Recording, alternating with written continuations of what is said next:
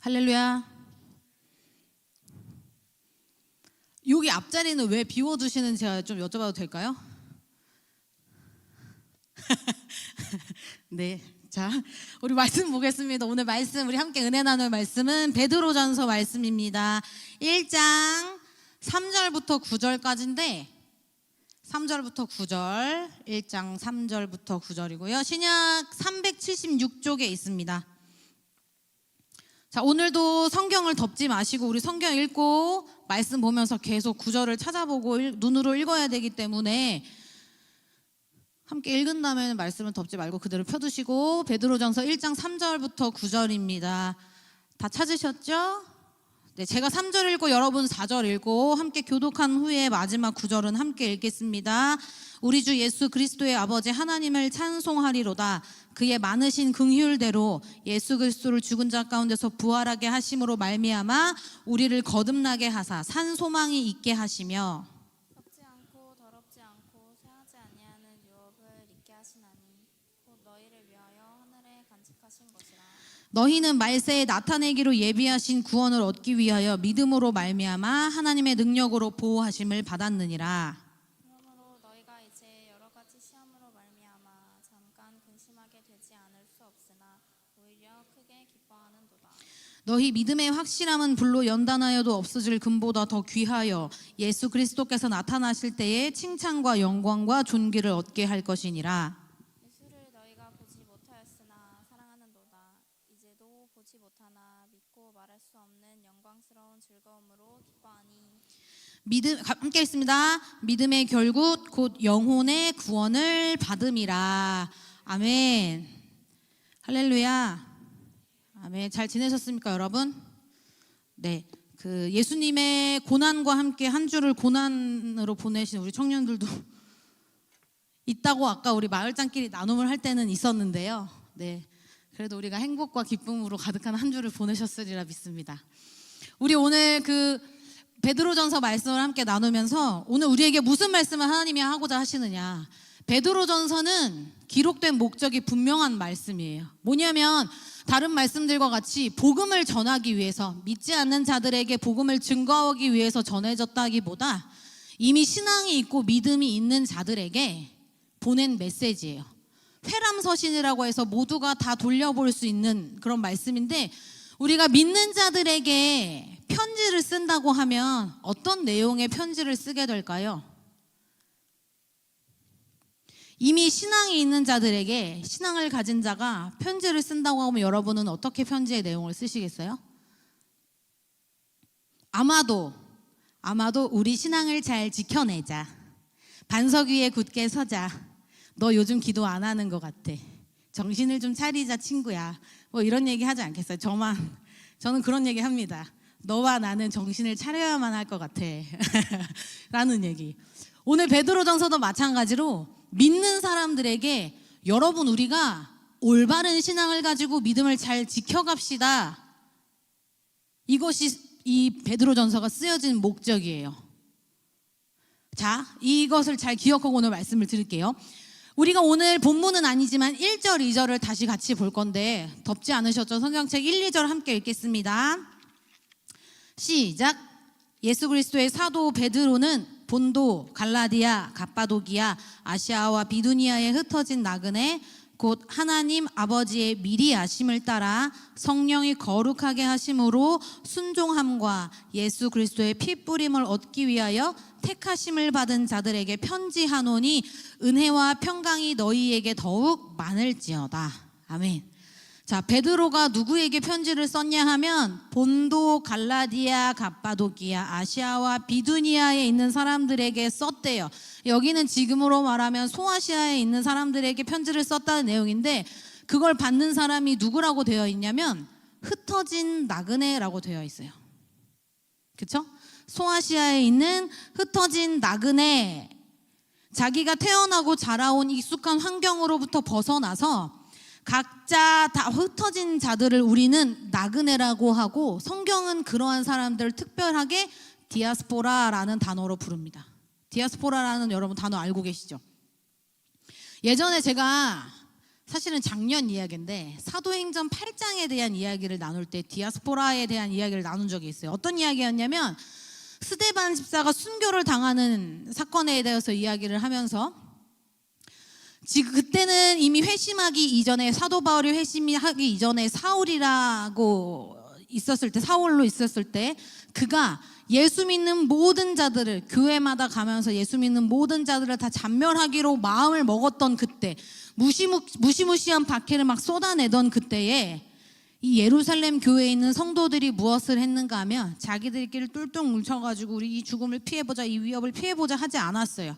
어떻게 했냐면 사도행전 8장 1절부터 4절을 함께 보겠습니다. 찾지는 마시고 자막으로 나올 거예요. 사도행전 8장 1절부터 4절인데 두 번째 줄 그날에부터 함께 읽을게요. 그날에부터 시작. 그날에 예루살렘에 있는 교회에 큰 박해가 있어 사도 외에는 다 유대와 사마리아 모든 땅으로 흩어지니라. 경건한 사람들이 스데반을 장사하고 위하여 크게 울더라.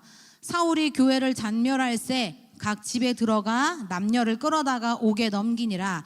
그 흩어진 사람들이 두루 다니며 복음의 말씀을 전할세 라는 말씀을 우리가 본 적이 있어요.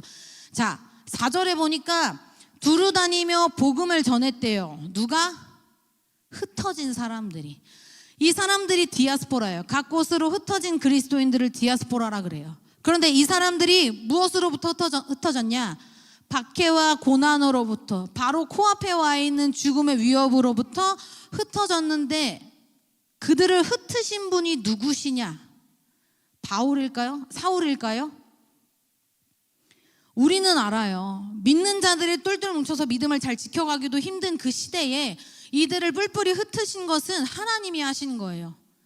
고난이라는 도구를 사용하셔서 복음이라는 가장 귀한 선물이 예루살렘에만 묶여있지 않고 사방으로 흩어지게끔 하시려고 하나님이 사울을 사용하셔서 가장 큰 무시무시한 고난과 박해를 사용하셔서 그들이 그 복음을 가지고 흩어지게 하셔서 그 복음이 결국은 흩뿌려지게 만드시는 역할을 하셨단 말이에요. 그래서 거기서 그 디아스포라라는 단어를 우리가 들었어요. 만약에 예루살렘 교회에 고난이 없었다면 바울과 같이 그리스도인들을 다 잔멸하려고 마음먹은 자를 하나님이 사용하지 않으셨다면 아마 예루살렘 교인들은 더 믿음 안에 잘 뭉쳐 있었을지 몰라요. 그러나 거기서 그쳤겠죠. 하나님의 말씀이 하나님의 복음이 더 흩어지기는커녕 그 안에서만 매몰되어 있었을지 몰라요.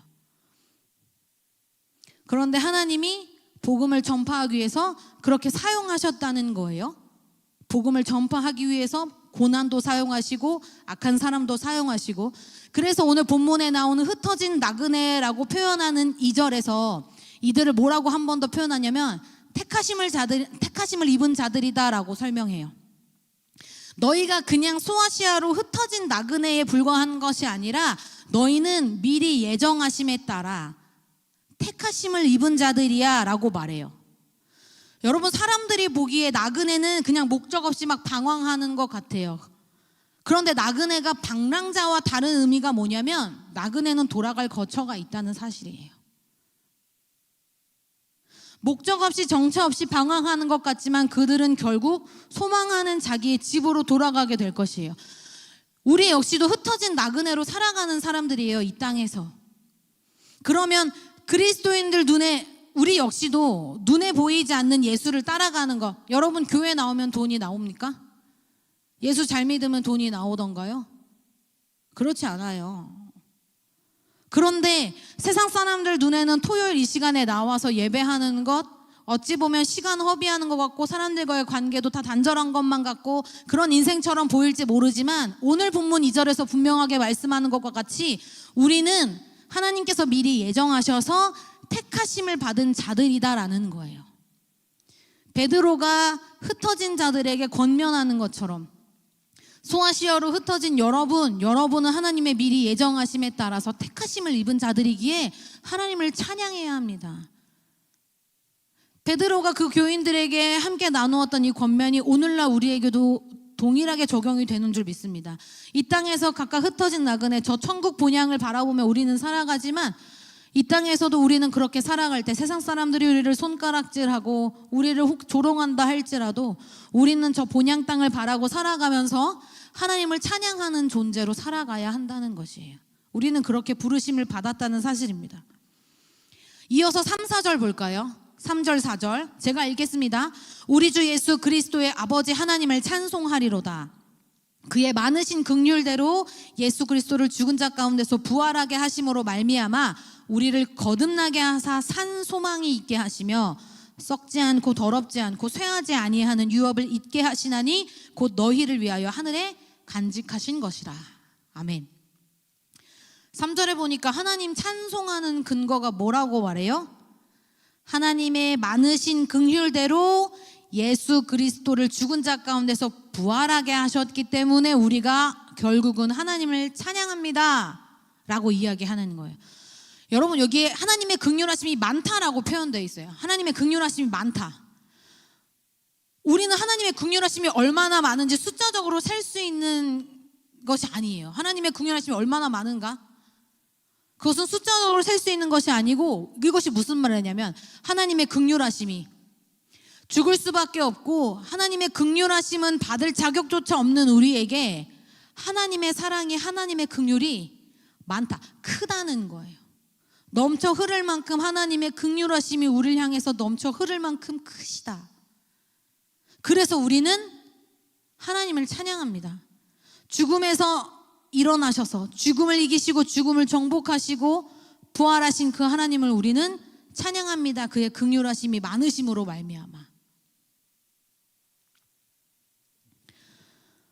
예수님이 죽으셨다가 살아나심으로 우리에게 산소망을 주셨다 그래서 산소망이 되셨다 그랬어요. 우리 찬양으로도 굉장히 많이 고백하지만 정말로 산소망이 무엇인지 알고 찬양을 하는 걸까요?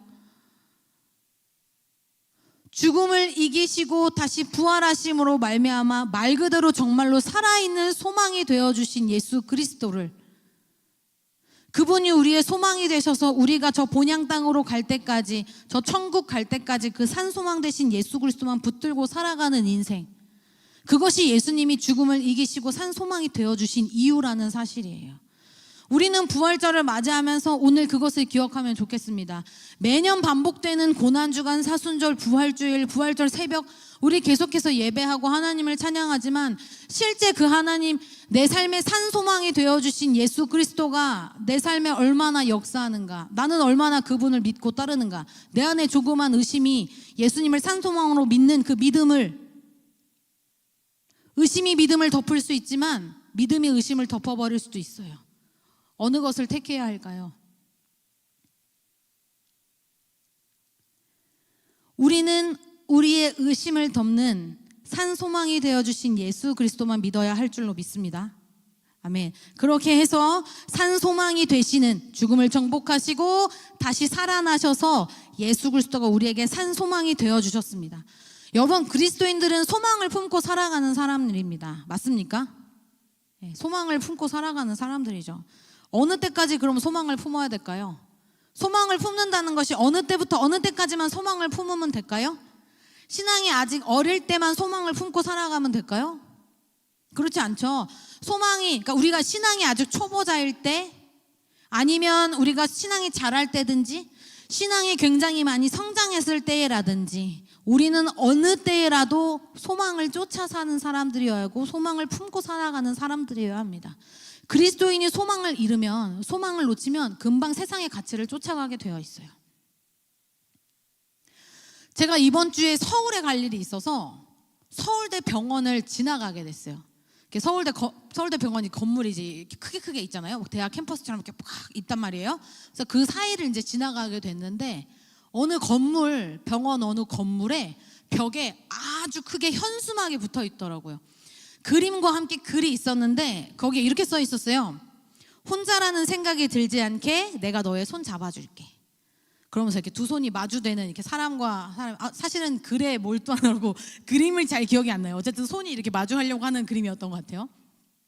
혼자라는 생각이 들지 않게 내가 너의 손 잡아줄게. 이 글 잘 아시죠? 네. 그 G.O.D의 노래 가사 중에 하나예요. 혼자라는 생각이 들지 않게 내가 너의 손 잡아줄게.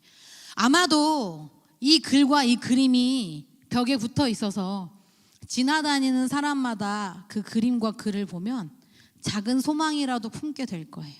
그렇죠? 아마도 그런 의미로 그 벽에다 붙여놨겠죠? 작든 크든 아픔과 투병으로 고통하면서 병원을 오가는 그 사람들에게 그 글과 그 그림이 소망이 되어주길 바라는 마음으로 아마도 그게 거기에 붙어 있었을 거예요. 그런데 우리 그리스도인들에게는 글과 그림으로만 박혀져 있는 것이 아니라 이미 살아내셔서 우리에게 살아있는 산 소망이 되어주신 예수 그리스도가 우리와 함께 하시는 줄 믿습니다. 아멘. 죽음에 패배하지 않고 죽음에 그냥 머물러 있지 않고 이기시고 다시 사신 그 예수님이 특히 우리 그리스도인들에게 고난과 박해와 어려움 가운데 있는 우리 그리스도인들에게 산 소망이 되어주신다는 사실입니다.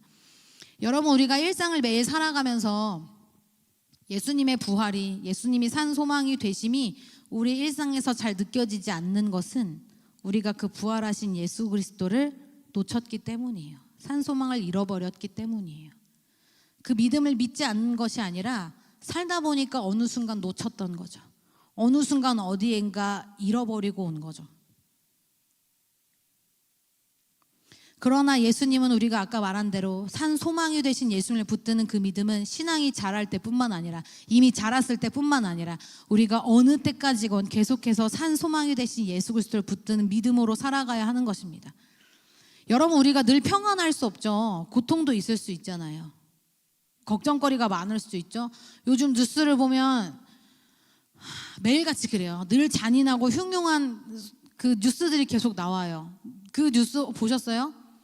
전 여자친구를 만삭인 여자친구를 죽이고 남자친구도 손이 다치고 본인은 결국 자해를 했고 그 이 만삭인 여자분은 결국 제왕절개로 아이를 태어나게 했지만 본인은 결국 사망하게 되었어요. 이런 사건들이 일어나요. 우리 주변에서. 이런 뉴스들 우리가 매일 보고 살아가는데 우리 청년들 중에 걱정 한 자락도 없이 살아가는 사람이 얼마나 있을까요? 평온한 것이 감사하기도 하지만 우리가 그런 뉴스들을 마주치지 않는 것도 참 감사할 일이에요.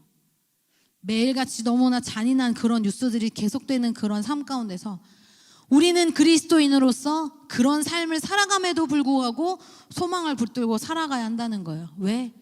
하나님이 이미 예정하셔서 택하심을 입은 우리가 그런 사람들이기 때문에. 그래서 하나님이 때로 우리 삶의 고난을 이용하셔서 초대교회의 그런 하나님이 고난과 박해를 이용하셔서 그들을 흩으셨고 주의 복음을 전파하게 하셨던 것처럼 우리 삶에도 우리로선 이해할 수 없고 알 수 없는 고난과 염려와 어려움들이 우리 안에 닥치지만 결국 그것은 하나님이 하시는 일이라는 것. 우리는 그것을 믿으면서 살아가야 될 줄로 믿습니다. 그래서 우리가 산소망을 가진 사람들에게 하나님이 주시는 선물이 있는데 그것이 바로 4절의 말씀, 썩지 않고 더럽지 않고 쇠하지 않는 유업이라는 선물을 주세요. 여기 유업이라는 단어는 개역개정 전의 성경을 보면 기업이라고 나와 있는데 우리가 유산이라고 이해해요.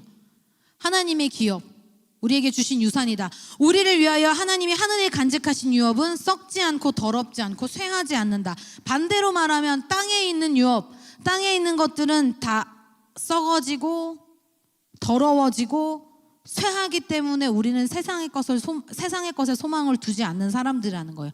하늘에 간직하신 하나님이 우리에게 선물하신 유업은 누구도 침범할 수 없고 절대로 부패할 수 없고 사라질 수 없는 것. 믿으십니까? 그것이 천국이고 그것이 곧 예수 그리스도가 되십니다. 우리는 그분을 믿고 살아가는 거예요. 그래서 우리는 천국 유업을 받았기 때문에 하나님을 찬송하는 삶, 지금 베드로가 고백하는 것처럼 여러분들에게 권면하는 것처럼 여러분 우리는 하나님을 찬송하며 살아야 합니다 라는 것처럼 우리는 그 소망을 가졌기에 찬송하며 사는 것입니다.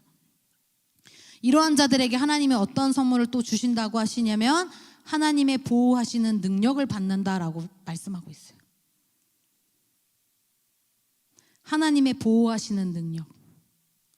우리는 눈에 보이지 않아서 모르고 지나쳐가는 것 같아도, 그냥 우리가 우리의 힘대로 살아가는 것 같아도 하나님께서 우리를 보호하시는 그 보호하심의 능력이 저와 여러분들의 삶에 날마다 있다는 사실이에요. 그런데 그것이 부활주일에만, 사순절에만, 고난주간에만 느껴질 것이 아니라, 우리가 그것을 그때만 믿는 것이 아니라 매일같이 살아가는 우리 삶에 하나님의 보호하시는 능력이 우리의 삶을 이끌어 가신다는 거예요. 나그네 같지만, 세상 사람들이 보기에는 정처없이 떠도는 것 같지만 택하심을 입은 자들에게는 이러한 하나님의 선물들이 가득하다는 사실을 오늘 본문이 말해주고 있어요. 6절 8절 볼까요? 6절 7절 8절 함께 읽겠습니다. 6절 7절까지만 읽겠습니다. 시작. 그러므로 너희가 이제 여러 가지 시험으로 말미암아 잠깐 근심하게 되지 않을 수 없으나 오히려 크게 기뻐하는도다. 너희 믿음의 확실함은 불로 연단하여도 없어질 금보다 더 귀하여 예수 그리스도께서 나타나실 때에 칭찬과 영광과 존귀를 얻게 할 것이니라. 아멘. 여러분, 우리에게도 역시나 시험과 박해가 따라오게 되어 있습니다. 그리스도를 믿는다는 이유 하나만으로. 예수를 믿는 것이 잘못된 것은 아니잖아요, 그렇죠? 법을 어기는 것은 아니지만 예수를 따르는 사람에게는 당연하게도 예수의 기준을 따르는 사람들이기 때문에 세상과는 반대로 가게 되는 것이 아주 당연한 거예요. 베드로전서 4장 4절에 이렇게 말씀하거든요. 이러므로 너희가 그들과 함께 그런 극한 방탕에 다름질하지 아니하는 것을 그들이 이상히 여겨 비방하나. 자, 여기 말씀 보니까 너희가 그들과 함께, 너희는 우리를 말하는 거겠죠? 산소망이 되신 예수 그리스도를 붙들고 사는 사람들, 너희가 그들과, 세상 사람들, 그들과 함께 그런 극한 방탕에 다름질하지 아니하는 것을 그들이 이상히 여겨 비방하나. 여기 극한 방탕이라는 말을 4장 3절에 보면 음란, 정욕, 술취함, 방탕, 향락, 무법한 우상숭배라고 말씀해요. 이런 악에 함께 참여하지 않는 것을 이상하게 여겨서 비방한다는 거예요. 아까 말했듯이 손가락질하고 조롱한다는 거예요. 저 놀 줄도 모르고, 저 사람들하고 관계도 다 끊고, 토요일날 이 시간 무슨 교회를 간다고 그러고, 주일날 무슨 교회를 간다고 그러고, 이렇게 된다는 거예요. 그러면 우리는 그러한 것에 어떻게 반응해야 하는가? 성경에서 분명히 말씀해주고 있어요. 4장 12절에 보면, 오늘 본문 4장 12절에 보면, 사랑하는 자들아 너희를 연단하려고 오는 불시험을 이상한 일 당하는 것 같이 이상히 여기지 말고 라고 말씀하고, 요한일서 3장 13절에도 이렇게 말씀해요. 함께 읽겠습니다. 요한일서 3장 13절 시작.